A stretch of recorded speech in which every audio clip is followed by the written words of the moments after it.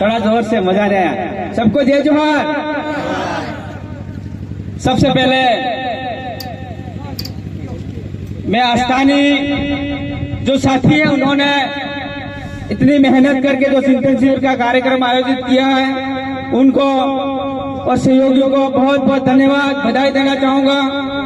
और मेरी बात शुरू करने से पहले यहाँ पर इस देश के आदिवासियों को जिंदा रखने के लिए, आदिवासियों के आवाज को बरकरार रखने के लिए इन महान वीरों को सत सत नमन करता हूँ, जिनकी बदौलत से आज हमें यहाँ बोलने का अवसर मिला है, मंच पे बोलने का अवसर मिला, पढ़ने का अवसर मिला, जन जंगल जमीन का अधिकार मिला। इसलिए सबसे पहले उनको नमन करना बहुत जरूरी है। मुझे कम समय मिला है, मैं सबसे पहले आदिवासियों के बारे में थोड़ा सा ही बताऊंगा।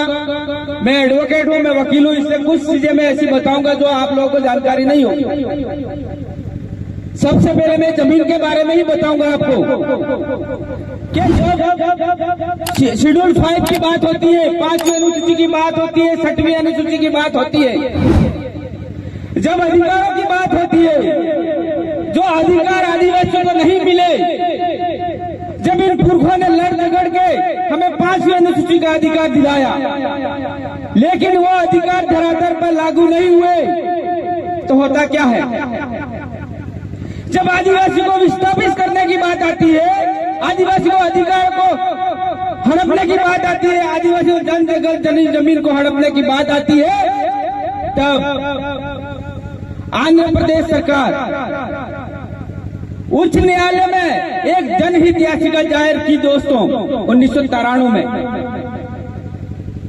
1993 में जनहित याचिका जारी करने के बाद उनको 4 वर्ष लगे।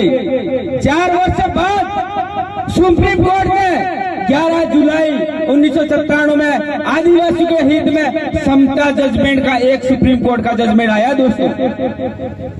ये जजमेंट ये आया, आदिवासी क्षेत्र में जितनी भी जल जंगल जमीन है उस पर आदिवासियों का पूर्ण रूप से अधिकार होना चाहिए। और इस जजमेंट में कहा गया कि उस क्षेत्र में सरकार भी एक व्यक्ति है। क्या कहा गया? सरकार है वो भी एक व्यक्ति है और सरकार भी उस जमीन को नहीं ले सकती है। इतना बहुत बड़ा आपके आदिवासी के पक्ष में जजमेंट आया मेरे दोस्तों। एक गैर आदिवासी को पट्टा तक जारी नहीं कर सकता है। जब सरकार ही एक व्यक्ति है तो यह गैर आदिवासी को पट्टा जारी नहीं कर सकता है। इस पर पूर्ण रूप से आदिवासी जल जंगल जमीन का उपयोग कर सकता है। ये जजमेंट आया, लेकिन इस जजमेंट की आज तक पालना नहीं हुई। कौन जिम्मेदार है? ये आपको सही और गलत का फैसला करना पड़ेगा मेरे भाइयों। आज तक हम लोगों ने लोकसभा में हमारे चुने हुए आदिवासी भाई इस क्षेत्र से हमने सांसद बनाकर भेजे, लेकिन आदिवासी के उस जजमेंट के लिए आज तक नहीं बोले। इससे बड़ी नालायकी क्या हो सकती है मेरे भाइयों? हमने भेजे हमारी बात रखने के लिए, लेकिन नहीं बोली हमारी बात। इसलिए आज ये लव कुश वाटिका बन रही है। किसके कहने पर बन रही है मेरे भाइयों? आज इस पहाड़ी पे बन रही है, कल आपके इस सामने वाली पहाड़ी पे जाएंगे तो आदिवासी कहाँ जाएगा? जब गैर आदिवासियों के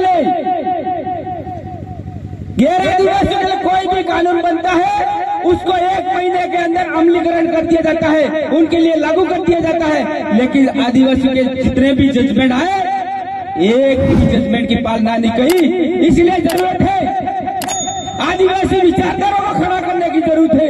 आदिवासी के अधिकारों के लिए बोलने वाले पार्टियों को आगे लाने की जरूरत है दोस्तों। नहीं तो आने वाले समय में ये आदिवासी को यहाँ से विस्थापित किया जाएगा। ये पैम्फलेट में लिखा है आपके लिए। यहाँ पर टाइगर प्रोजेक्ट का, यहाँ पर लव कुश वाटिका, तो आदिवासी कहाँ जाएगा? आदिवासी का धनी दौरी कौन है?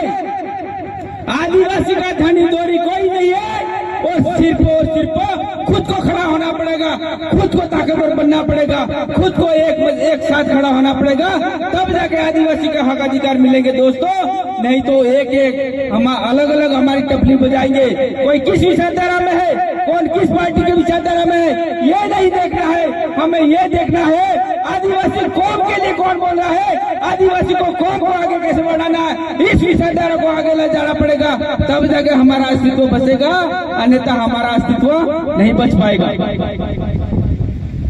और जब ग्राम सभा की बात आती है, न लोकसभा न विधानसभा, सबसे ऊंची ग्राम सभा, उस ग्राम सभा का निर्माण करना पड़ेगा।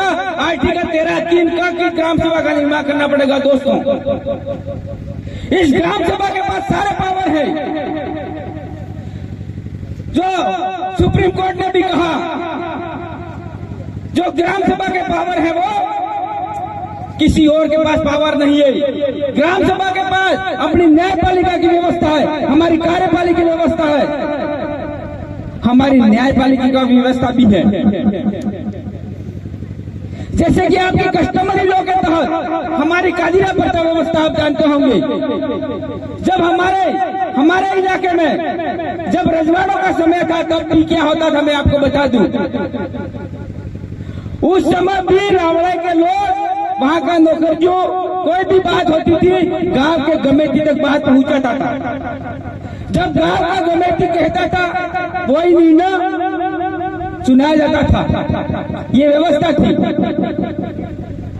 जब हमारा न्याय व्यवस्था थी हमारे आदिवासियों की, जब काका कुटुंब परिवार में कोई विवाद होता था तो काका कुटुंब परिवार के लोग बैठ कर उस फैसले को निर्णय कर देते थे और फैसला करते थे। आज वो नहीं रहा है। अगर निर्णय नहीं होता था तो इस बात को फड़ों में देते थे, फड़े के लोग आगे कादिरा करते थे। वो व्यवस्था आज नहीं रही है। जब वहां भी निर्णय नहीं होता था, हम तो पाल वालों का दिरू करता था, करता नहीं करता, पाल के कमेटी को बुलाते थे, तब भी निर्णय नहीं होता था। तो एक बहुत बड़ा कादिरा था, तो हमारा सुप्रीम कोर्ट के पावर लेवल का कादिरा था, वो बार पाल वालों का दिरू था। जब उस निर्णय को भी वो आदमी नहीं मानता था अपराधी, तो हमारे समाज के लोग फैसला कर रहे थे काड़ो साला हमने न्याय में बांटना है। यही होता था नहीं होता था? तो ये व्यवस्था हमें लानी पड़ेगी। उस व्यवस्था के तहत हमारे आदिवासी समाज को बर्बाद होने से बचाना पड़ेगा, अन्यथा आने वाले समय में हमारे लोग थानों में और कोर्ट कचहरी में जाके बर्बाद हो जाएंगे। उस बर्बादी से बचाना है तो कस्टमरी लॉ के तहत हमारी ग्राम सभा का निर्माण करना पड़ेगा। उस ग्राम सभा के माध्यम से सारे न्याय के निपटारे करने पड़ेंगे। इसी बात को कहकर मेरी बात को खत्म करता हूँ। सबको जय जोहार, जय आदिवासी, जय भीम।